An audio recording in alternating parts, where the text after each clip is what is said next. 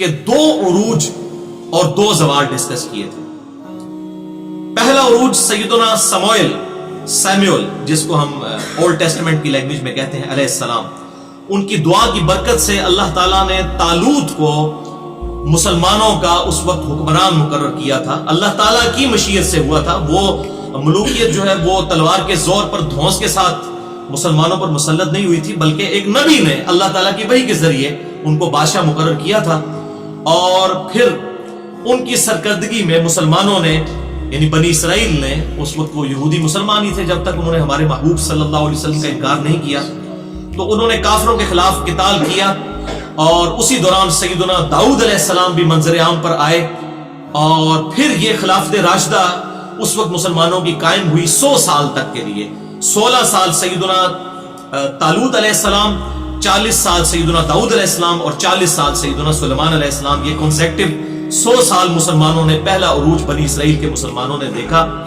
اور اس کے بعد ظاہر ہے وقت گزرنے کے ساتھ مشرکانہ اوہام اور بد عقیدگیاں ان کے اندر آئیں، تو اللہ تبارک و تعالیٰ نے ان کی خوب پٹائی کروائی. اس وقت کا جو بادشاہ تھا نیبوکڈ نظر، بخت نصر جسے کہتے ہیں اردو زبان میں، جو عراق کا بادشاہ تھا، اس نے یہودیوں پر چڑھائی کر دی اور مسلمانوں کی وہ جو حکومت تھی اس کو تہ و بالا کر کے رکھ دیا. 6 لاکھ یہودی ایک دن کے اندر قتل ہوئے اور 6 لاکھ کو وہ قیدی بنا کر اپنے ساتھ لے گیا.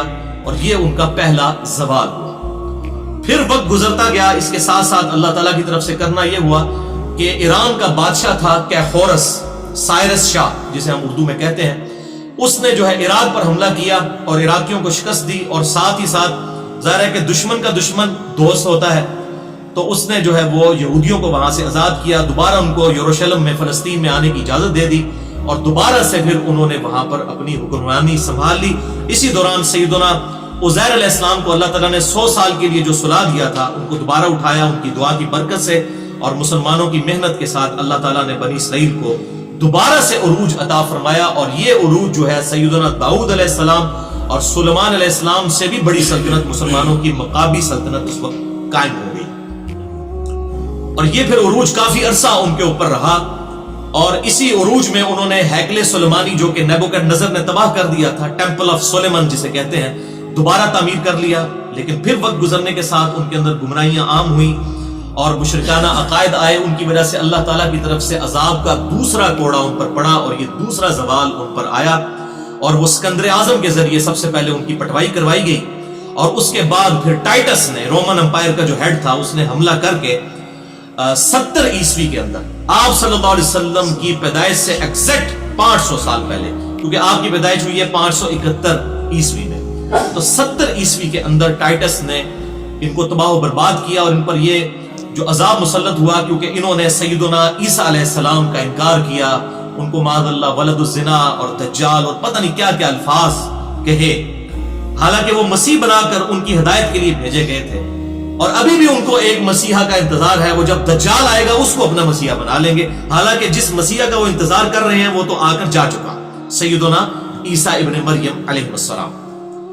تو بہرحال 33 ہجری 33 عیسوی کے اندر آج جو ہے وہ 2015 عیسوی چل رہی ہے، 33 عیسوی کے اندر سیدنا عیسیٰ علیہ السلام کو اللہ تعالیٰ نے زندہ آسمانوں پر اٹھا لیا.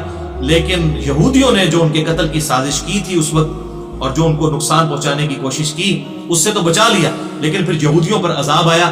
اور 70 عیسوی کے اندر ٹائٹس نے حملہ کر کے سب کچھ ان کا تہ و بالا کر دیا. ہیکل سلیمانی دوبارہ جو ہے وہ برباد کر دیا. ایک اینٹ بھی یروشلم میں برابر کوئی سلامت نہیں رہی سوائے ایک دیوار کے، جسے دیوار گریہ کہتے ہیں، ویلنگ وار انگلش کے اندر کہتے ہیں. آپ ذرا گوگل میں جا کے لکھیں ویلنگ وار، تو وہ ایک بڑی سی دیوار ہے اس ہیکل سلیمانی کی جو ایک باقی ہے، جس کے سامنے وہ تورات ایسے کر کے یہودی پڑھ رہے ہوتے ہیں اور اس کے آگے وہ رو رہے ہوتے ہیں. تو وہ ویلنگ وال ایک بچی ہوئی ہے اور اب وہ دوبارہ چاہ رہے ہیں کہ ہم دوبارہ ہیکل سلیمانی تعمیر کریں، اور اسی لیے وہ مسجد اقصی کو بھی شہید کرنے کی سازش اس حوالے سے کرتے رہتے ہیں. بہرحال یہ ان کی پوری ہسٹری تھی، 2 عروج اور 2 زوال.